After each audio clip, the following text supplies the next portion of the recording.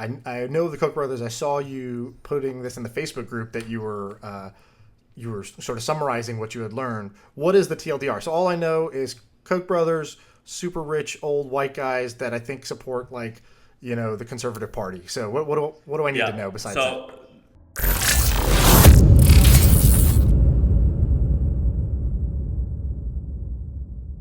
Sam, what's up? Hey, I'm looking at an email that I just got from Milk Bar. They have a peanut butter and jelly birthday cake. My birthday's in a few days. If anyone is thinking about me. All right, if someone's thinking about you, what should they do? Just buy me that cake. What is Milk Bar? Is this a brand of cake? Yeah, it started because, what's that guy in New York? Chang? Mike, what's his name? David Chang. David Chang. He started the Momofuku bars, and they decided to open up a dessert area, and now that's spun off to its own thing called Milk Bar, and they make trendy cakes. I ordered one the other day. It's pretty good. How long does it take for it to get to you? A week. Oh man, see that's the problem. I'm never a thoughtful a week in advance. I'm like the day of. I'm like I'm gonna do something, but I need something that can get done that day. It looks delicious. Can we talk about Austin? Yeah, you're in Austin. Okay, I've been in Austin for 3 weeks now. I'm going to come home on Saturday. Austin is lovely. It is a great place. Shaan, is everyone in San Francisco going to leave? No, everyone in San Francisco is not going to leave. But definitely some people are leaving. I'm looking at. So I have a place in San Francisco. I pay like $5,000 a month or something, $4,000 to $5,000 a month, and I am and it's like 1,000 or 1,100 square feet with a garage. I'm living in a place that's probably $3,000 a month, and it's like a 2,000 square foot house with a backyard and furnished. I'm like, what am I doing? Yeah, but the thing is, you can go even further with that because, when I grew up, I lived in a whole bunch of different countries. I lived in Indonesia, I lived in China, and there it's go to Indonesia, you'll live like a king. You can go live in Bali on the beach with a cook and a driver for the same amount you're paying in Austin, right? So this arbitrage of cost of living, it really never ends. So be careful. Yeah, it's making me question my life. I look on Zillow all the time for buying a home in San Francisco, and the prices are dropping like crazy. It says $150,000, $200,000 cut off of everything. Are you gonna have to cut on your house? Hopefully not. If you're the buyer listening to this, I'm not taking one penny less than asking. That's my position. Oh, do you have someone who's going to buy it now? No, I don't know. I haven't listed it yet, but soon. Good. So your friends, do you have a lot of friends leaving San Francisco? I have friends who were already in the process of it. This just kind of accelerated it. So some people just lifestyle-wise ready to go. Some people when they're like, well, if I'm not working from home and commuting, I don't need to be here. So yeah, definitely this is accelerated people out, but it also feels like things are opening back up. So I think that things can change. People can feel differently as soon as life gets a little bit back to normal. You never know what people will feel like. So we'll see as things open up. I'm very eager. So you want to talk about some interesting stuff? Yeah, you got one? Yeah, I got one. So I know I try to get past media, but I love it so much. Okay, so Jeff Bezos, Amazon guy, he owns Washington Post. And a few years ago, he goes, yeah, I'm going to buy it, and I'll let the editorial do its thing and whatever else. I'm going to completely stay out of it. But I kind of want to take your guys' they built their own technology to publish their articles. I kind of want to take that and make that a huge business. And a lot of people try this and very rarely works. But what he did was, or he didn't do it, but he was somehow part of it. They've created this thing called ARC Publishing, and it does a couple things. The first thing is companies like me pay money to use it, but it's really interesting that you and I have talked about this idea. But what ARC Publishing is doing is they're going to companies like BP, so the oil company that has 200,000 companies, and they are saying, hey, BP, you have 200,000 employees. We're going to help you publish newsletters and articles and stuff to your employees, which you already are, but we're going to help you organize it, make sure it's read, things like that. And they're saying that in the next year or two, they're going to hit $100 million in revenue. Wow. Which means I bet Washington Post probably does maybe $500 million in revenue in total, but $100 million in this enterprise SaaS revenue would be worth more than Washington Post is. And I wanted to get your opinion on that's a cool idea. that you and I have been noodling with for a while, and they're just executing it in a really interesting way. And B, the idea of branching out from your main thing to doing more. And like in a totally unrelated thing. In some ways, it's totally a stupid. I mean, so there's an argument to be made. Like this is just a stupid idea. Never do it. There's an argument to be made that a lot of people do it successfully. So, what's your take on this? So first, I've never heard of ARC, so this is my first time hearing about it. Just to clarify, they give other brands or other companies the tools that Washington Post. So they sort of productize their own toolkit, but. Is it always like the use case you talked about? Like BP has 50,000 employees, wants to publish internally, or is it also external publishing? I think that they're still trying to figure it out, and I think that they're building it for a variety of reasons. At first, it was just for publishers, and then they closed this deal with BP, and I think to them, they're like, maybe that's the way, that's the path. Right. No, I think there's something to that because, when I started the podcast, I used to go to this podcast studio. Before you guys built a dope studio in your office, I was going to this like kind of rent a studio by the hour place. And I was talking to the guy who did it, and he was like, they had a sports radio station, a 24/7 sports radio station. And then they were like, well, we know how to build the studio. We built one for them. What if we turned a few conference rooms into broadcasting booths and we offered it to podcasters? These hipsters in SF, they love this shit. And so they didn't say that. And by the way, in San Francisco, there are no studios.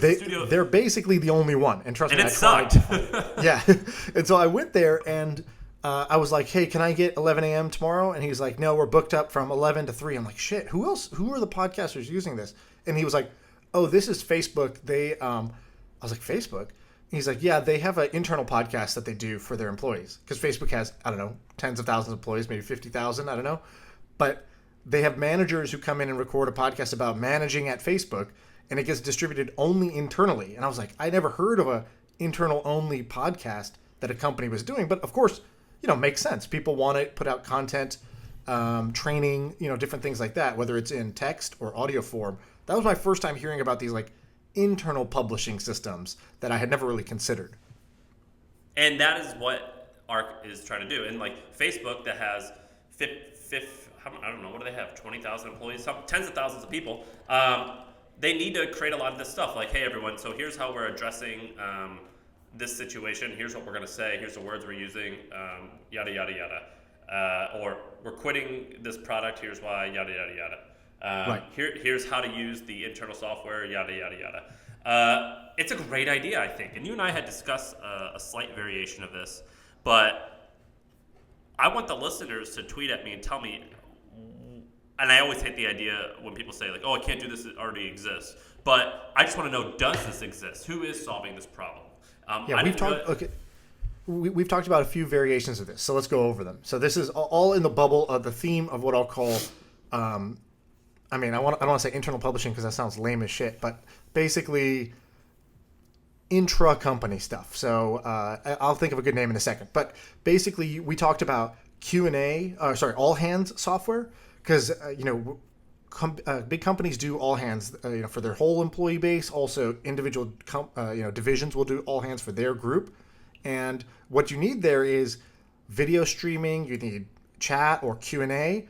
Functionality, but it needs to be private. It needs to be internal. It needs to be behind a wall that nobody else can get to this. So a lot of people already have video streaming services out there, but that's for mass, it's like YouTube, it's Twitch, it's things to go get a big audience, but this is for a select audience. It's a little bit different. So we talked about that one. We talked about when we were going over Hemingway and how it makes you a better writer. We were saying, what if you could do this for your emails inside a company, but also just a MailChimp for your company. So how does somebody get the word out within a company? How do they make nicely formatted, easy to read, company announcements and bulletins that come with the kind of tools that MailChimp has, like tracking opens and clicks and that sort of thing. So that's an internal MailChimp, internal podcasting. What these guys are doing is basically internal, Washington Post, which is like a whole bunch of different features and functionality. These guys have broadcasting, like live streaming.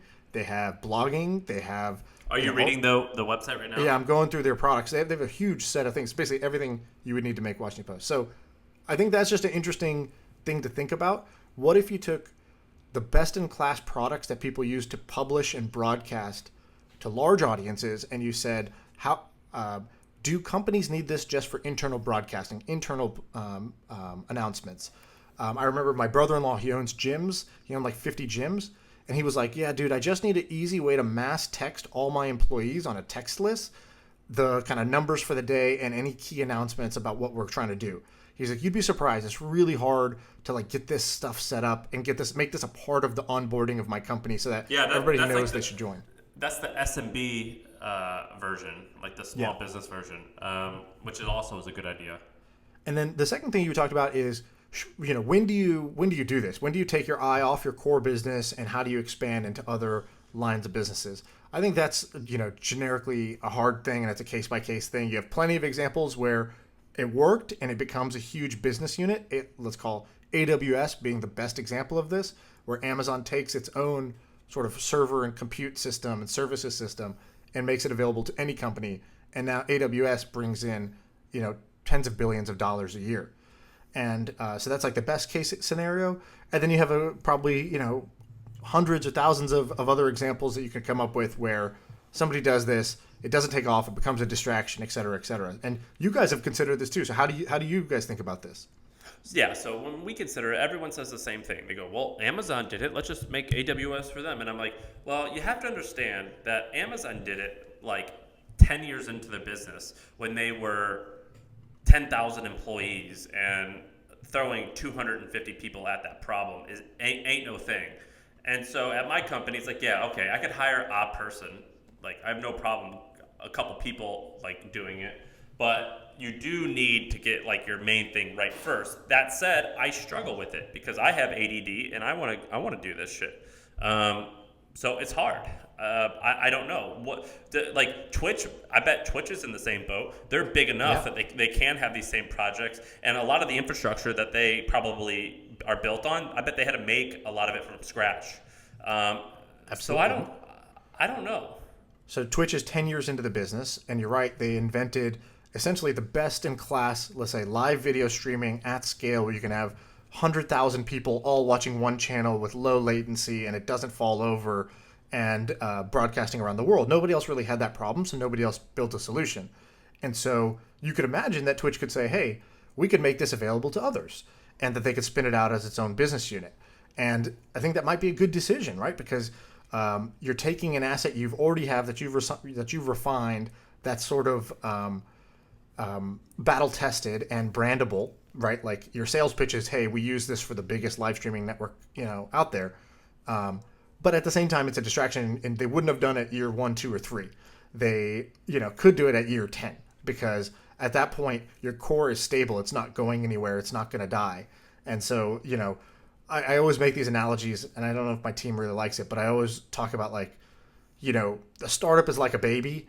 And like with a baby just, they need to eat, they need to sleep, they need to poop, and nothing else matters. Like you don't need to teach a baby calculus right now. You don't need to, do all this other stuff.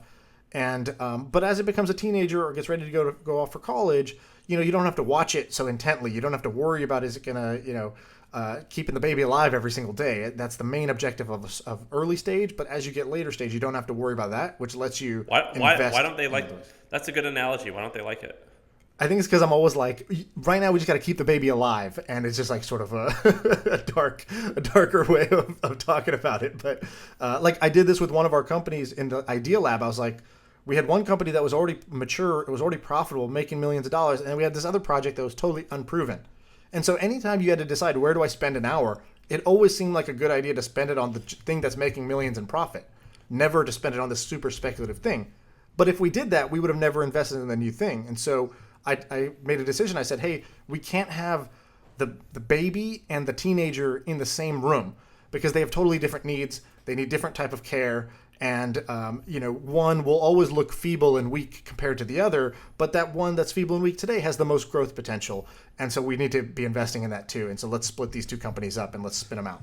What about you? Do you think that you are like me, where you have ADD and you like starting stuff, or are you the opposite, where you like to run it?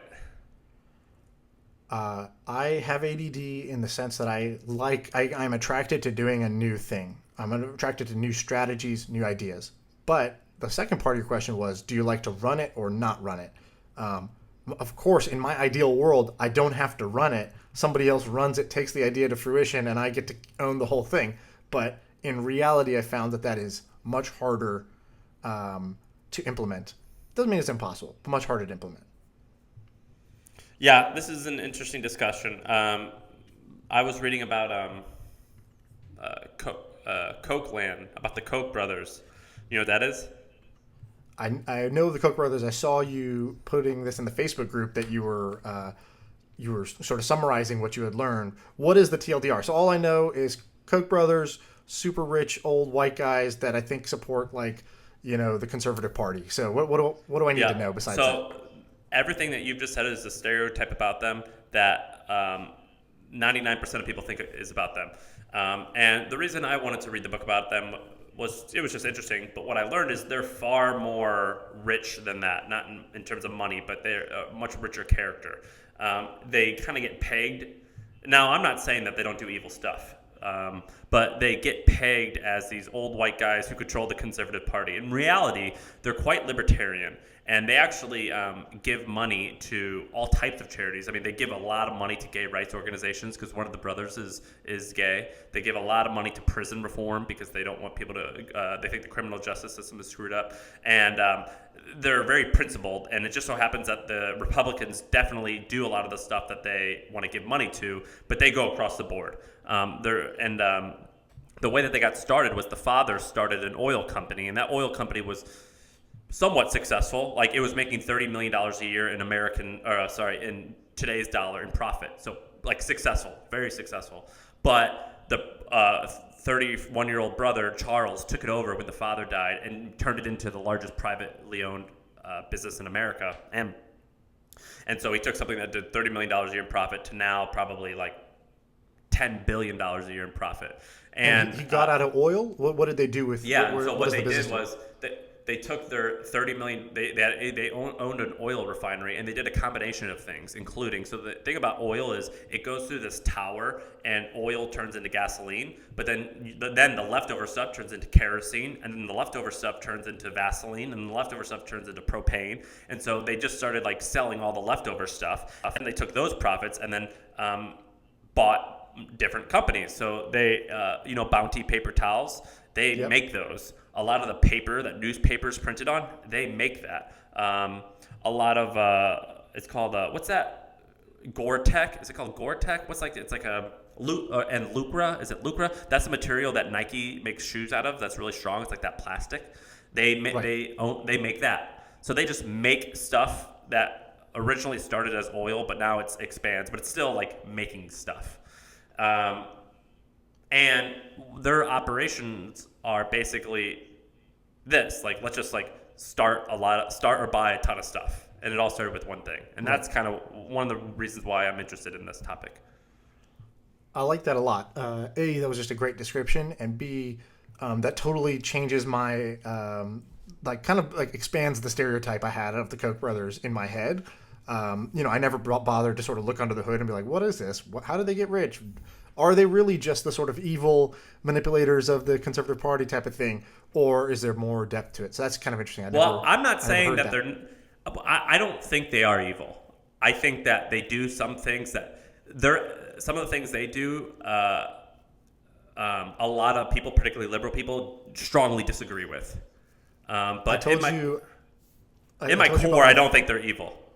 I told you about my friend who I'm like, this guy's going to be a billionaire. He's like 22 years old. I'm like, this guy's going to be a billionaire someday. He interviewed with the Koch brothers to be their like head of investments or something like that. And he was like pretty far down the interview process. And I was like, dude, do you feel like, a certain type of way that it's, the Koch brothers or whatever? And he was like, he just laughed. And he was just like, is money green? Okay, money's green. Thank you. That's all I care about. He's like, and he's so ruthless about the way he looks at these things. I find it hilarious. And ultimately he didn't do it because either A, they didn't offer him enough, or B, I think they're based out of like Kansas or Nebraska or something like that. Wichita, Kansas. Wichita. And he was like, I don't know if I want to go live in Wichita for X number of years to do this. So he ultimately pulled it out. Well, if he got offered and he didn't take it, he's an idiot. But I'm sure he'll figure out his way. Okay, that's pretty interesting. I like the anything else on the Koch brothers. Otherwise, I like that. That's sort of I would say that's the Billy of the week. Then in this case, Yeah, that's who you feature. I'll finish it up with I'm reading Cokeland, and so that is a book that has it's clearly trying to be negative about them. It's still a great read. And then there's Sons of Wichita, which is their biography, which tries to be objective. And then there's another book called it's either called one of them's called Good Profit, and then the other one's called Market Based Management, and describes the Koch brothers' management philosophy, and it's incredibly interesting. Nice. Okay, I like that.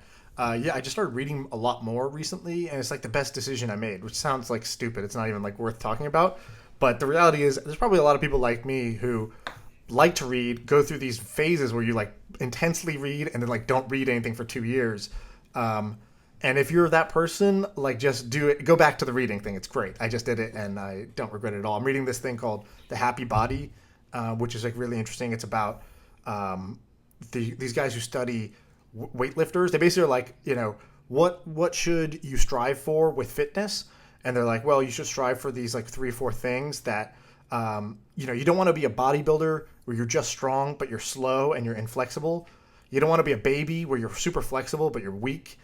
You want to be X, and they start to outline it. And there's all these little tests. And so I'm always doing them and making my wife do them. I'm like, okay, stand against the wall. Stand against the wall, raise your hands above your head, and I'm going to count the points of contact against the wall. Okay, here's how you are in terms of, body, your alignment or your posture or whatever it is. So there's all these little tests, which makes it a lot more fun to read than. I'm going to buy this. Are you doing this because you feel like you're getting old? I'm doing it because it came recommended. I think somebody said this is a great book.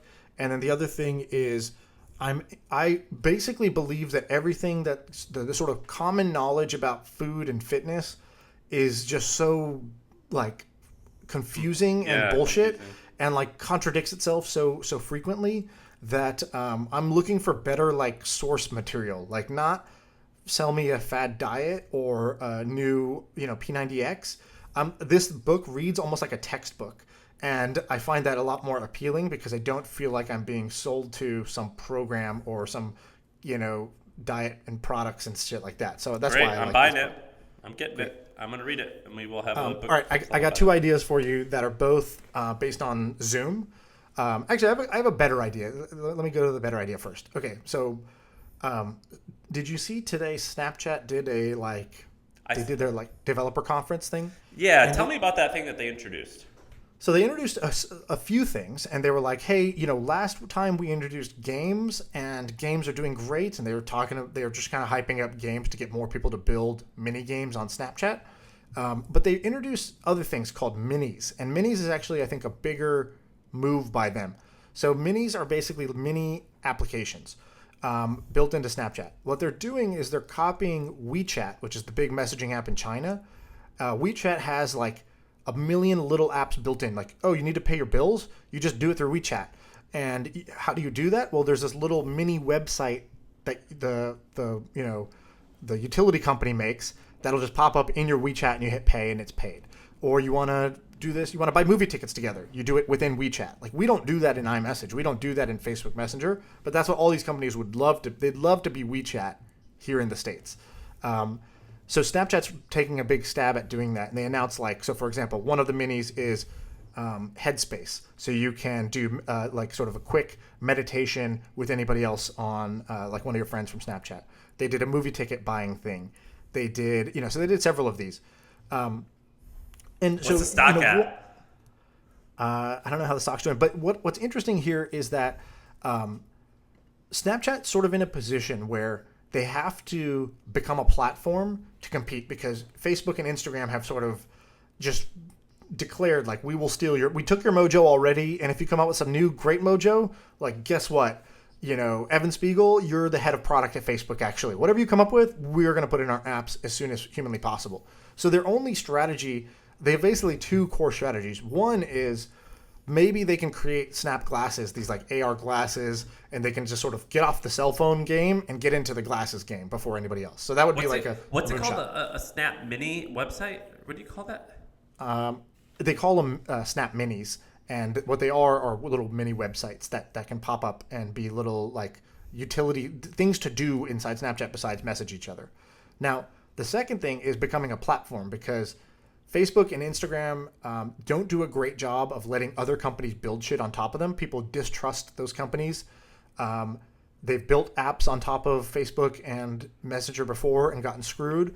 And so they don't have great ecosystems. So Snapchat's kind of pushing their chips into the middle of the table and saying, come build shit on us. We'll treat you better than those guys will. And you kind of believe it. You kind of believe it because it's really their only way to compete with Facebook and Instagram. So they kind of have to actually honor this.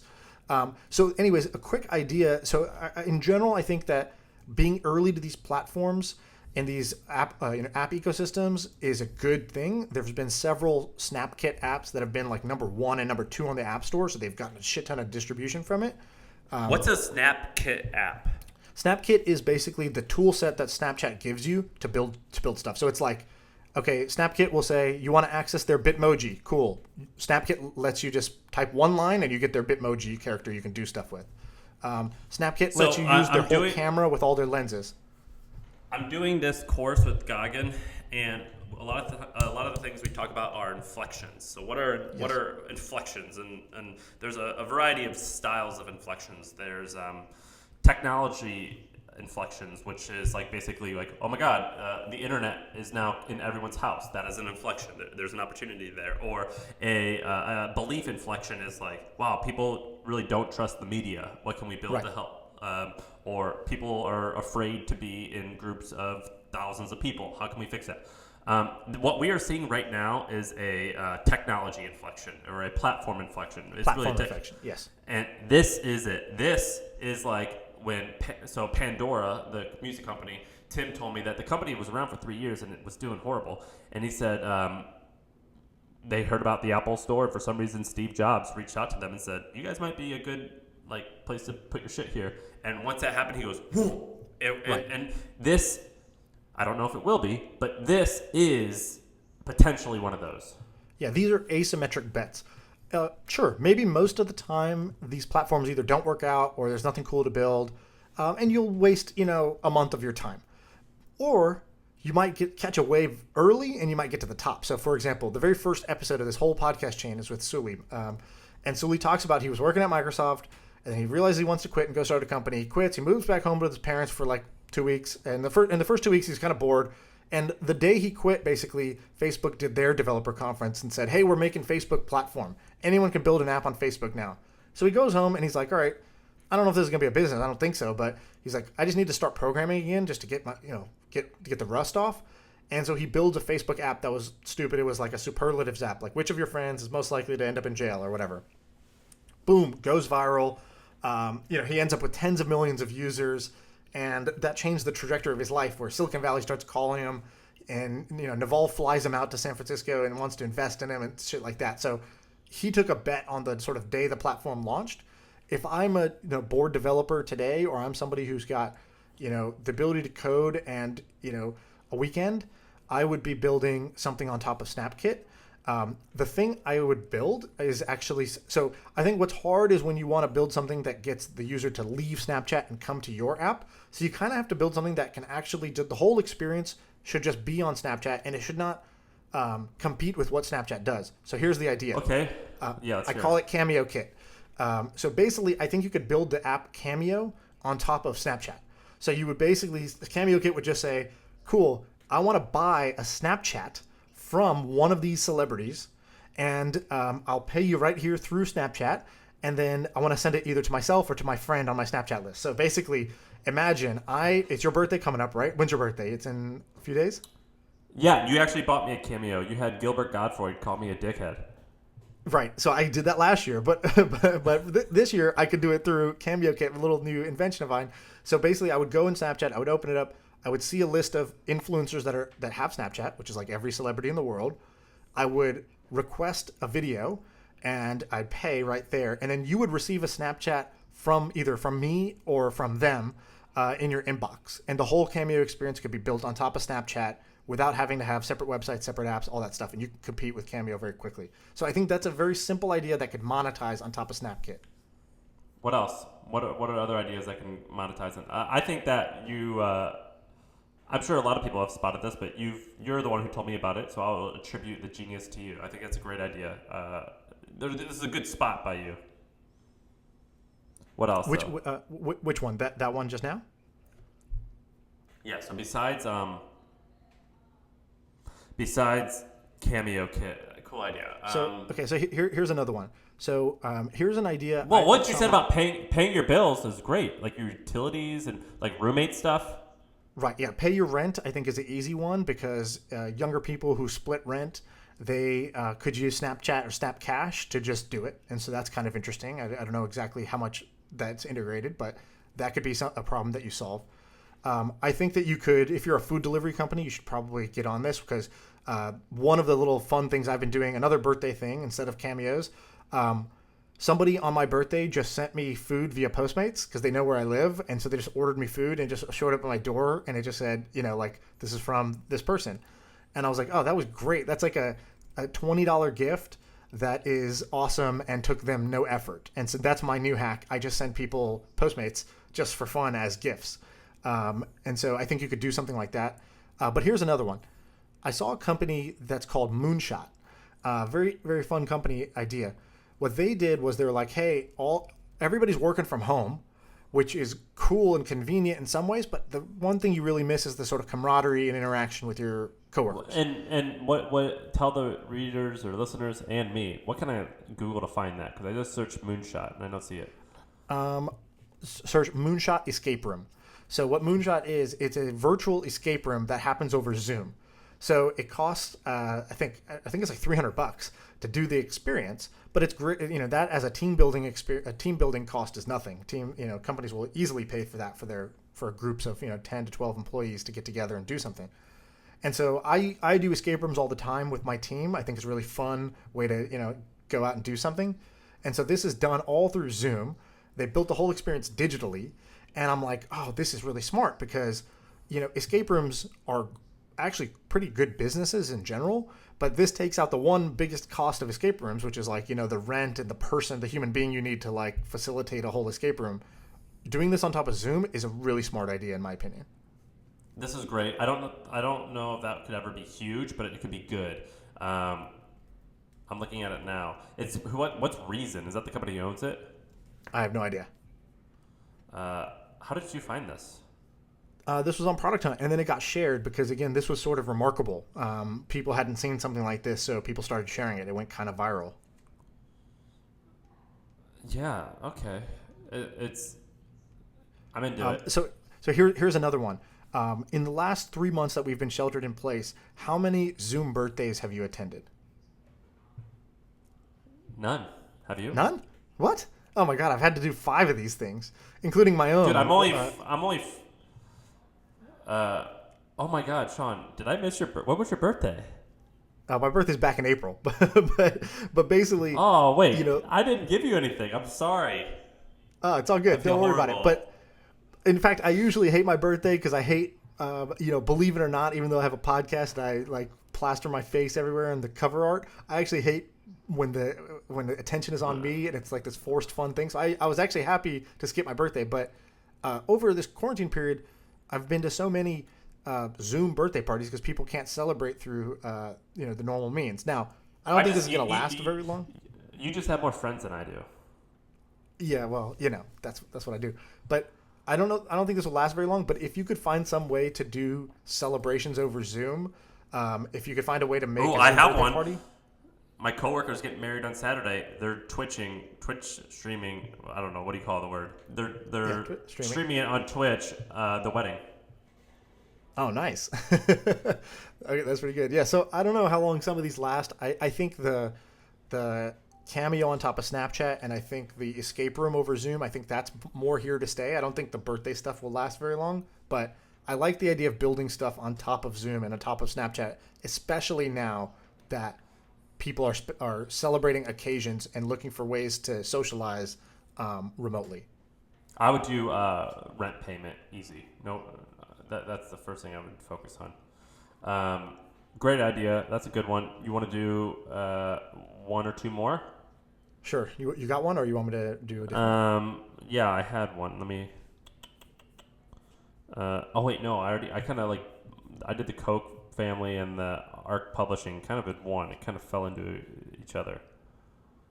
Um, did we talk? Did we do a recap of uh, Death? Call, what's his name? Liquid Death. We did not do a recap. No. Yeah. What do you think about that? Okay, so 2 weeks ago or 10 days ago, we had this guy named Mike, and he started Liquid Death. It's bottled water. I had a lot of people, or a few Canned people water. canned water, message us and say they think that the water was bad. Um, Yeah. Yeah. and I think the idea is kind of cool. I'm, I like him a lot. I think that guy's a winner. I think he's a winner too.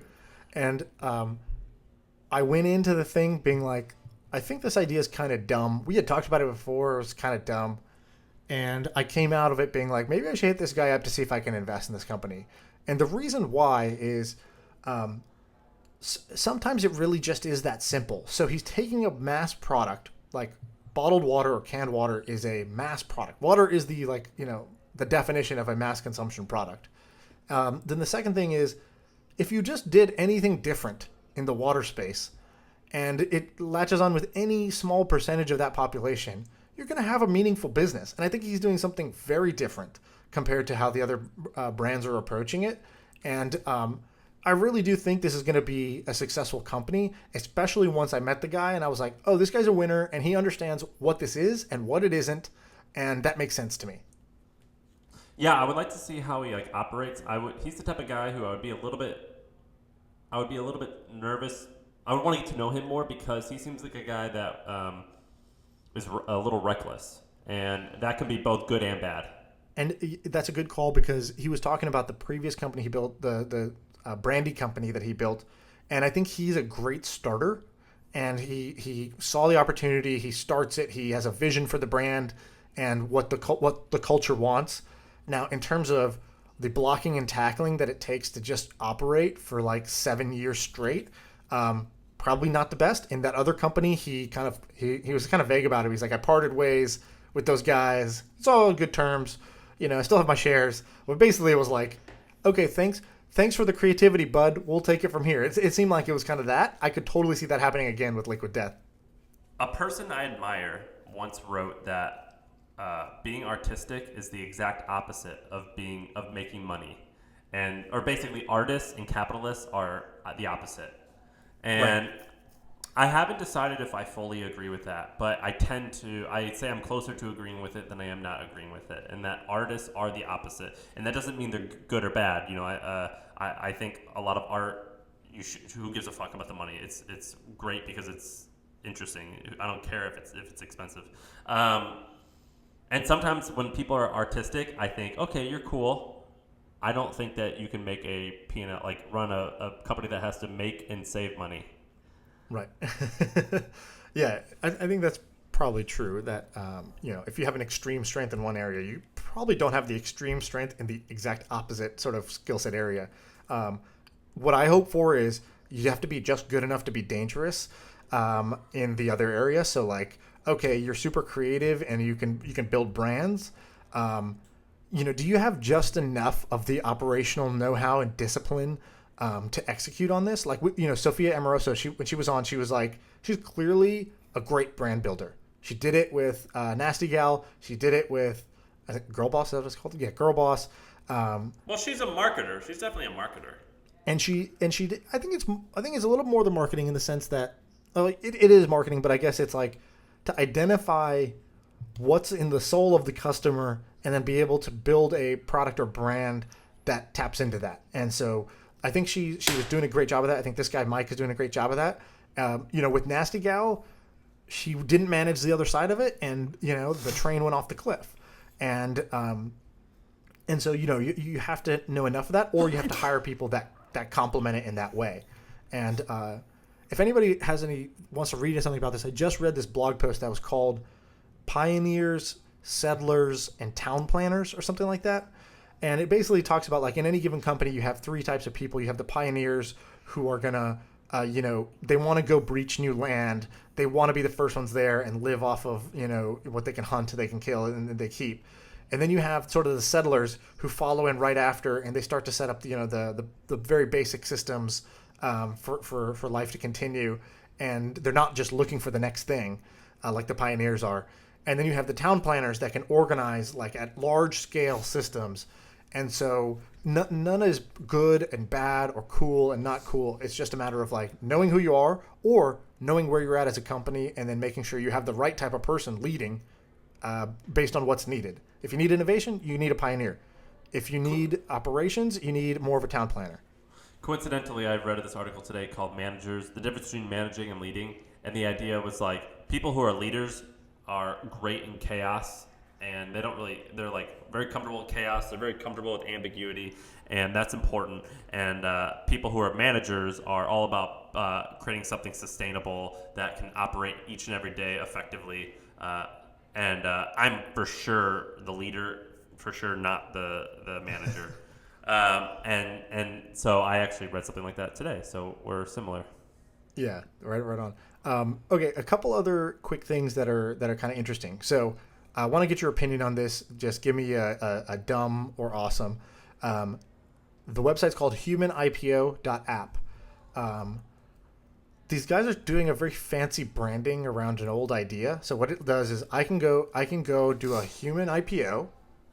So I'm Shaan. I go public. I get a stock ticker, which is like SHA or whatever, and I basically IPO off a share of my time. So I can auction off up to 500 hours of my time that you can book from me at a certain price.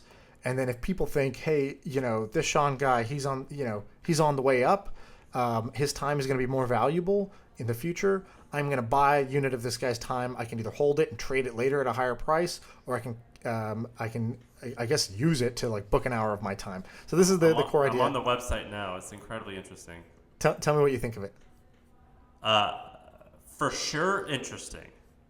For sure innovative and wild, and whoever invented this is a nerd, and I fucking love those types of people.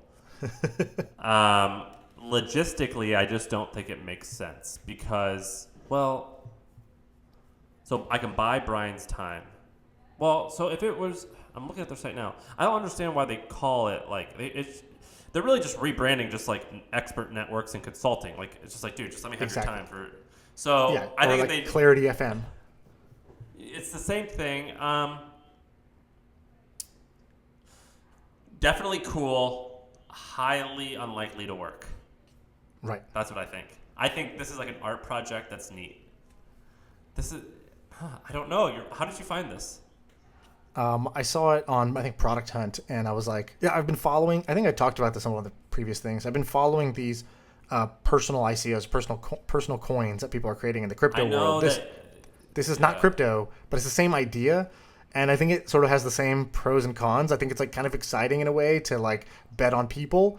And I think it's kind of lame in a way, which is like, what do I get? I get an hour of their time? Like, well, no. Okay. On this, you have like this guy I just clicked on. You have to buy 100 hours of his time at $250 an hour. So what does that mean? 200 is that is it 25 grand or 250 grand?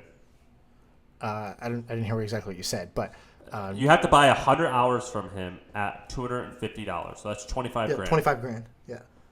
So, but like, I don't think like if I was this guy and I just sold 100 hours of my time, I have a feeling that I would bail on a lot of that. Yeah. So one piece is, are you actually going to fulfill? The second is, so what am I doing? It's actually basically like a freelancer selling blocks of design time or programming time or consulting hours or whatever it is. Okay, that's cool. Maybe for really special, unique people that works. I don't think this is that interesting overall. The ones I think are more interesting are the ones where you actually get a piece of their earnings over the next X years. I would never do that in a million years. I know, but some people would. Some people would say, cool, I'll take, it's like people who raise money for their company, right? They're selling off future earnings for capital today. And some people might want, instead of doing it for your company, you might do it for yourself. So I think it's interesting. I want to see somebody like, I'm going to sign up for figure this. out the use case. I want to, but do you know these guys? Can you introduce me? Can I be one of these people that can I sell 100 hours? It does seem interesting. I'm just from like a innovation perspective. Like it's just so weird and interesting. I would love to try this. I like it. Cool. Okay, so that was the last one I wanted to do. Do you have any other stuff you want to go over, or is anything else in this list interesting? I could talk about any of this stuff. Yes, but I don't want to talk about it today. On here you have what is happiness, and I want to learn all about that. I also want to learn about Hive, which I think I know what it is. But I kind of want to save it because the happiness thing looked interesting to me. And that happy book, I have it pulled up on my Amazon. I am going to probably read that whole book in the next 2 or 3 days. That is interesting. And I'll tell you why it's interesting is I'm obsessed with my posture right now. Because I've gotten like strong and fit over the last 3 months, and that's wonderful. But I have scoliosis. My posture is horrible, and it's making me nervous because I'm like, what's the point of getting strong if I'm like crooked and not healthy? And yeah. I've looked all over the place for like good scoliosis workout routines. I'm like, man, I just want like something, just like a posture doctor. Right. And it's kind of interesting. Like a posture doctor is kind of cool to me. And yeah, I thought about that. I went for a run the other day, and I was like, I think I don't know how to run. I think nobody taught me how to run, and then I started running a certain way, and then I got out of shape, and I think I just run like shit. And I know I don't swim the right way, or there's like a better way, more efficient way to swim also. And I'm like, I want to clean all these up. I want to clean up running. I want to clean up my walking, cadence or whatever you call it. And then also my swimming. But yeah, I'm similarly obsessed with these things. And, you've been getting jacked, which I think, props to you for doing. Every time you send me one of these videos, Sam sends me these videos that are like, it's not nudes, but it's definitely more than it's like more than friends, less than lovers. We're somewhere in between there. And yeah, he sends me the video, and you've been getting jacked, and it's kind of amazing. And, so that's, props to you for actually doing it. It's been a big change. I basically I don't know if I do a diet. I just eat meat and only green vegetables, and I just don't eat breakfast, and I move every single day. I don't know. It's been easy, but it has been awesome. Amazing. But you know what sucks? It's just sitting in a chair. It totally fucks you up. And so this is why I want like a body doctor, like a posture doctor to like. I want to be more like a wild animal. In this book, The Happy Body, there's this picture of this like inversion chair. I don't know if you've ever done one of them. I have. Are they good? I've never done one, but when I saw it, I was like, well, here's the thing I'm gonna have to buy because I think I need to do this. I think I need to invert. But did they say that inversion chairs are good? Yeah. I just hang. I have a bar, and I just hang from my bar. Yeah, but you need to go the other way. You need to hang from your legs, and so your back decompresses. That's what they basically say it's for, is to decompress the spine. Ooh. Oh, I'm gonna read this whole book. How long is it? I don't know. It's kind of long. All right, cool. Let's get out of here. But now we're just talking bullshit. Cool. Thanks for listening. Share this with your friend. You need to just go on if you have a Facebook page or a Twitter or an Instagram, you need to just screenshot our podcast and then just say, this is the best podcast I listen to, and just post that, and you can tag me. That's also great. But even if you don't tag me, definitely post it. If you're not going to post it, delete your Facebook, delete your Twitter, delete your Instagram because you're not using it right. That's what we need from you. Go post it. If you do it, we'll call this game 50-50. Do that and tag me and Shaan, and you will either get a shirtless picture of me or Shaan. Or a third party. Or a third party. Okay. How could you resist? All right. Excellent. Let's get out of here. Thank you. All right. See ya.